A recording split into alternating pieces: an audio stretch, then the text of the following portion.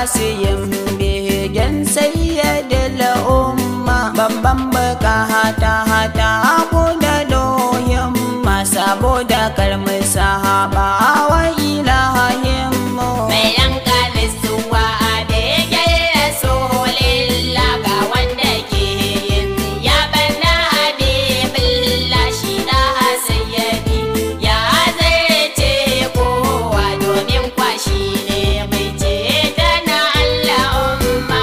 Ko idan za ka fara kasidar ka, to sai ka samu bahan balle ta hafin ko, to sai ka je ka kyautata alholar ka, ka duba abin da za ka yi da girman nisa. mai yanka lissuwa a begen rasulillah, ga wanda ke yin ya bana habibullah, shi da sayyadi ya zarce kowa, domin kwashi ne mai ceta na Allah umma.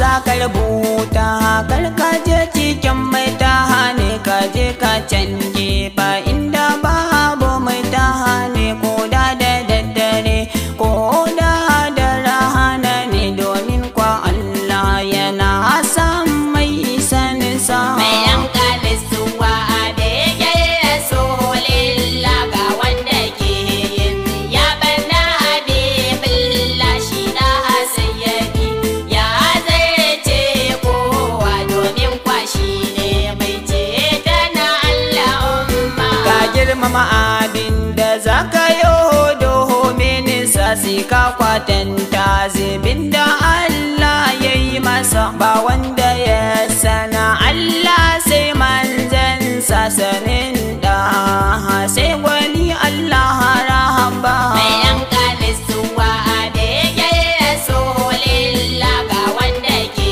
yin ya bana habibullah, shi da sayyadi ya zarce kowa, domin kwashi ne mai ceta na Allah umma. Ka rubuta sai ka je ka zauna gaban malamai, za ka je ka tsugunna abin da ka bata